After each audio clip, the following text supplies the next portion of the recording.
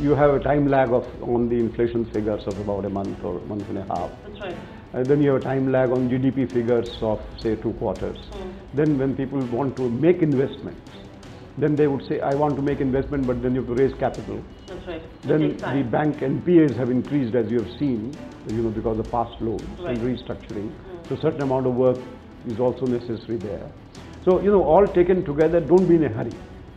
So 6 months before we actually see the sentiments change into tangible numbers. Exactly. I should think so. So Q4 of this fiscal is when we'll actually see change on the ground. Yeah, that's right. And by the way, you see, the other thing is Q4 you will also have the budget.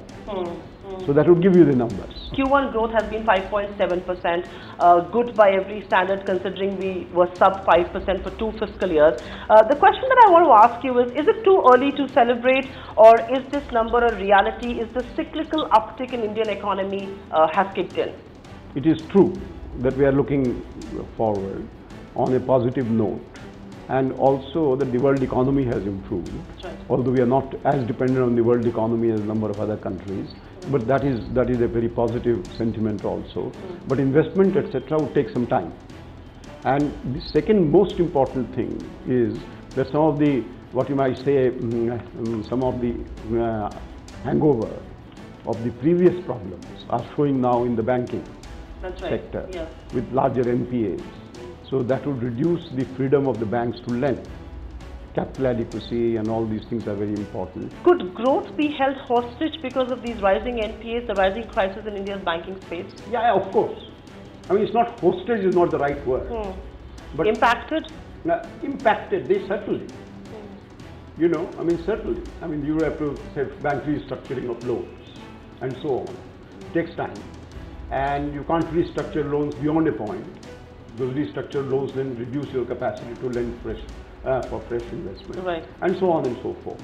But I see all the positive signs. Don't give it a timeline which is too straight. Right. And so far as GDP numbers are concerned, numbers per se to me are not important. For that you give about, I said 2 quarters, but you should give it a little more time. And the potential of India is certainly 7 to 8% rate of growth. I mean, it can be realized if not now, in the next 2 quarters, certainly in 2015-2016. India grew at nearly 10% in the past. Do you believe we have the institutional framework to grow at that pace? Because the price that we paid for a growth like that is the multi-billion-dollar scam. Do you believe anything above 8% is more than what we can chew? No, you have raised a very good point. You raised a very good point, and I don't think it's about the rate of growth per se.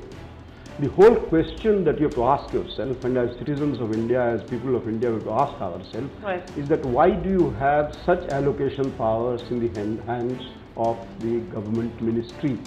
Tell me, give me one good reason. I mean, you have a country which gives the largest free, fair elections in human history. This is my favorite example. That's right. 600 million people in 2014, they can do their, polls, and you see these, long queues in urban areas, rural areas. So you have election commission. Same bureaucrats, same everything, but they don't have to report to Home Ministry. Why don't you say that these are our targets, these are feasible targets, then discuss it with the ministry that this is the amount of money which is required to implement it, and leave them alone. Find us on Facebook at facebook.com/ETNow, and don't forget to click the like button. You can also follow us on Twitter at ETNowLive. To stay updated with all our programming, hit the subscribe button on our YouTube channel by logging on to youtube.com/user/ETNow.